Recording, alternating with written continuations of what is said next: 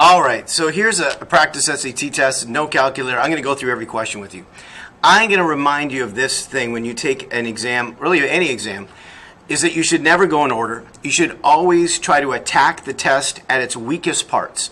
So find where the weaknesses are. Find where the easy, quick questions are and really attack it. You have to be aggressive. You can't take your time always.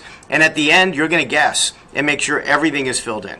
I am not going to go in random. I'm just going to go in order, going it down. But I'm just telling you at the beginning, you should not go in order. You should attack the test, finding the weaknesses, the easiest parts, and take this test down. I want you to think of that mentality when you do it. All right, here we are, number one, no calculator. X subtract 1 over 3 equals k. If k equals 3, then what's x? So make it equal to 3, and then solve it. Multiply by 3, add 1. That is an easy question. Number 2,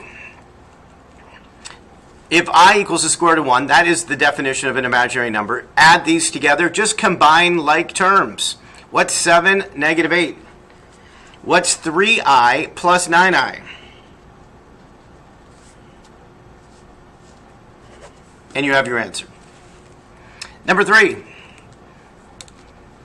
on Saturday afternoon, Armand sent M text messages each hour for 5 hours. And Tyrone sent P text messages each hour for 4 hours. Which of the following represents the total number of messages being sent? So M text messages each hour for 5 hours. So that would be 5 messages. Tyrone sent P text messages each hour for 4 hours. That would be 4. And then all together, what would that be? And there's the answer. Number 4, Kathy is a repair tech for a phone company. And if I was reading this, I don't care about the story. I just want to get to you, right? So read it, but ultimately we're going to focus in on this in the question. So P is the number of phones left, and D is the number of days she has worked that week. What is the meaning of the value 108 in the question? So 108 is the initial amount, and then it goes down from there. Where's the initial number of phones? So Kathy starts each week with 108 phones to fix. That's the, and then it goes down from there. Number 5.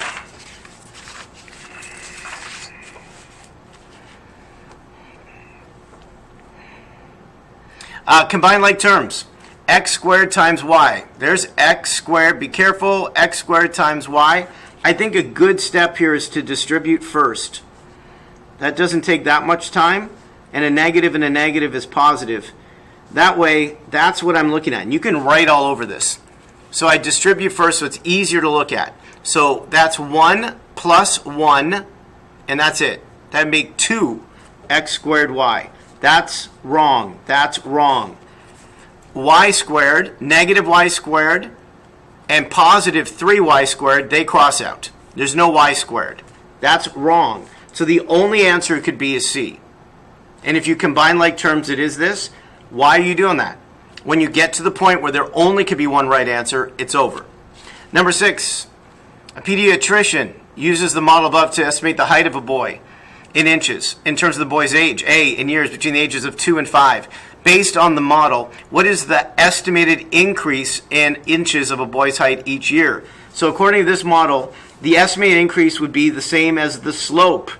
And so think of this as y equals mx plus b. Instead, we have the letters H and A. This right here tells you the increase. This is the starting weight, and it's increasing by how much? So the answer to that is A. It's 3. Number 4. This one's a tougher one. So if I think of, hey, number 4, which one would I avoid until the end? Not number 4. What number is it? 7. If there's one I'm going to avoid, this is one I might avoid. I want to know the formula above gives the formula of this. I mean, I'm not avoiding it because I'm just going to go one at a time. But I said I would come back to this one. The formula above gives the monthly payment M needed to pay off a loan of P dollars at R% annual interest over N months. Which of the following gives P in terms of that? In other words, P equals. So P is being multiplied. It's actually not too bad. To get P by itself, you would do the reciprocal. So first of all, and that would mean M is in the numerator, or M is being multiplied. So you have M times the reciprocal of all this. Do I really want to write it all out? No. So this will be in the numerator, and this will be in the denominator, times m. That's it right there to get it. So it actually wasn't too bad. Number 8. If a divided by b equals 2, what's 4b divided by a? So right away I see the reciprocal. So b over a is equal to 1 over half, right? The reciprocal. So if b over a is 1 half, then I take b over a and replace it with 1 half, so the answer is 2. Number 9. What's the solution to this system? I'm going to first, I could work backwards by plugging in and see what it is, but this isn't too bad. I'm going to multiply by 3. So that's negative 3x, that's 6y. And then negative 19 times 3, that's 57. And then I'm going to add these up. So they eliminate. I get 10y is equal to negative 80. So divide, and I get negative 8. This is the only one where y equals negative 8. Done. Be smart and attack its weakness. For the function listed above, a is a constant. G at 4 equals 8. What is the value of g at negative 4?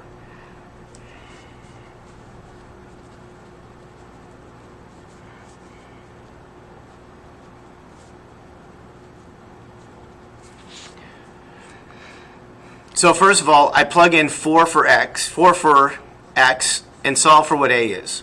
So that's 16. So first of all, I'm going to subtract 24.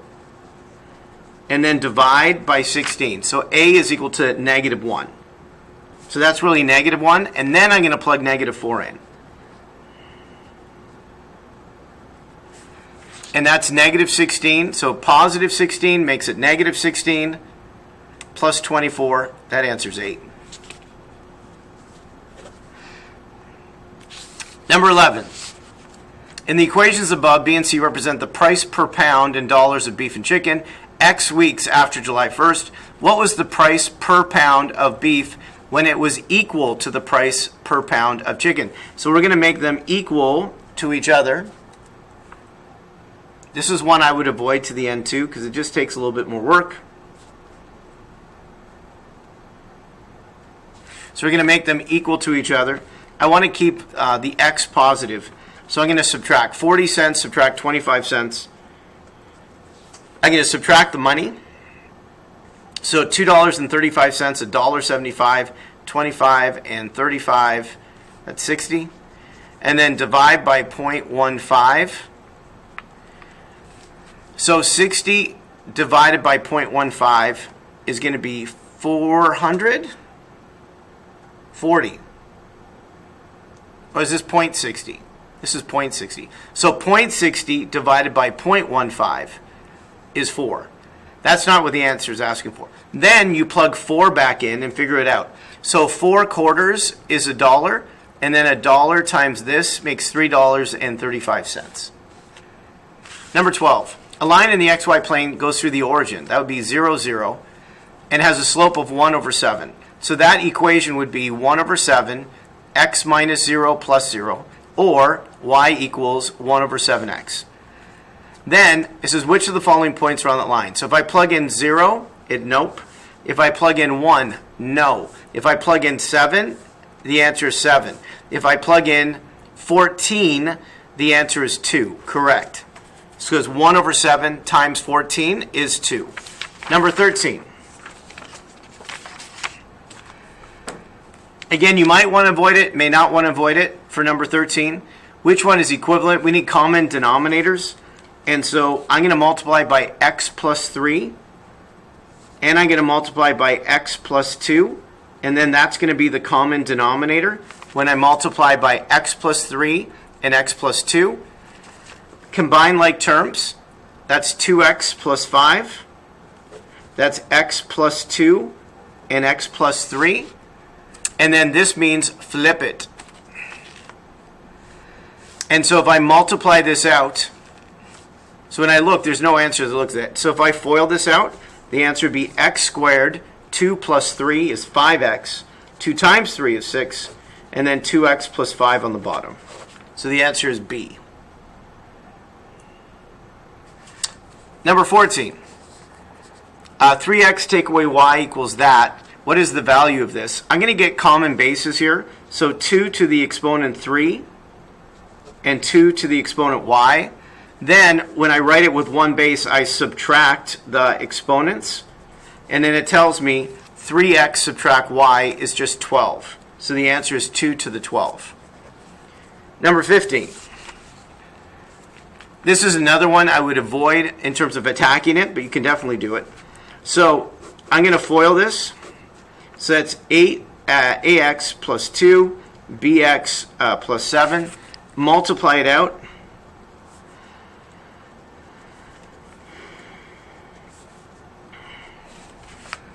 You're told that a plus b is equal to 8. And if you look here, a times b is equal to 15.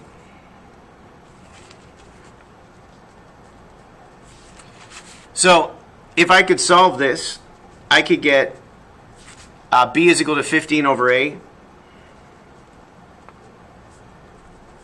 And then I could solve that. I could multiply by a, and I could factor it. I also have a sense it's 3 and 5, right? Like I could see 3 and 5. That's not wrong to see that.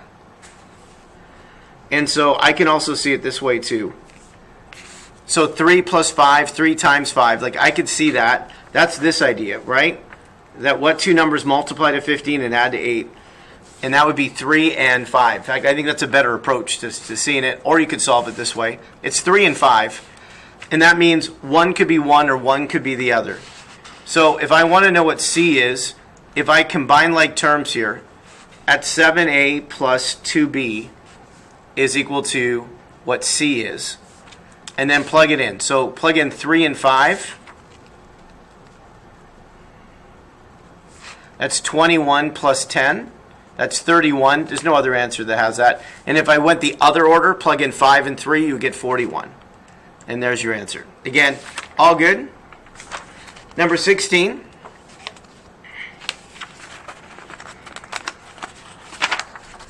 Now, these are the special ones at the end that are not multiple choice. So you just have to solve it and fill in what the actual answer is. Solve this. It's a difference of squares. Or you can add 4 to the other side. Either way, the answer is positive and negative 2. But if t is greater than 0, then the answer is only positive 2. Number 17, a summer camp counselor wants to find the length of x right here. The lengths represent AB, EB, BD, and CD are on the graph, on the sketch, and we're determined to be 1,800 feet. So A to B is 1,800. What's the other one? E to B is 1,400. B to D is 700. And this is 800. And then what I want to figure out, it says segments AC and DE intersect at B. Angle AEB and angle CDB have the same measure. What is the value of X? So these are similar triangles. And so if I want to figure out that, then I just have to set up something.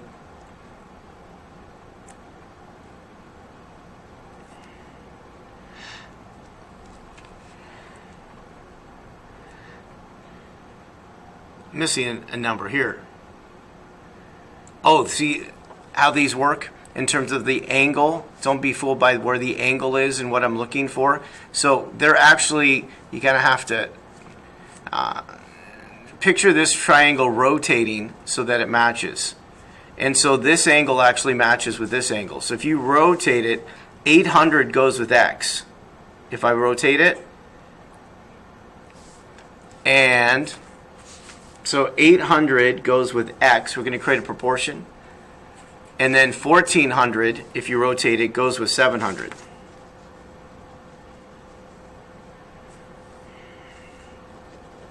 They just have to be in the same order.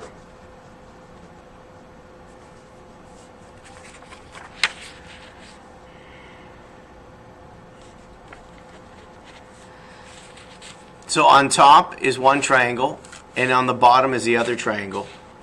And then solve it. 700 over 1400 is just a half. So what would that be to make it a half? That would be 1600. All right, number 18. According to the system, what is the value of x? So I'm going to multiply this by negative 2. So I have negative 2x plus x. I have negative 2y plus 2y, that's 0. I have 18 and negative 25, and so I have the answer. Number 19. In a right triangle, one measure is this. So this is trigonometry. So if you've done trigonometry with me, then sine is opposite over hypotenuse. If it says, what's the measure of 90 subtract x? So this is x here. So 90 subtract x is what this angle is up here. So if I go 90 subtract whatever this angle is, I'm looking at this empty angle. Cosine is adjacent over hypotenuse, so the answer to that is 4 over 5. Last one, if a is 5 root 2 and 2a is root 2x, solve for x. So I'm going to multiply it by 2. Right? I multiply it by 2 and then make it equal to each other. So I have 10 root 2 is equal to root 2x. Square both sides. That's 100 times 2. That's 100 times 2. They undo each other. And then divide, and you have your answer. That's it. Mr. G Math, over and out. Good luck.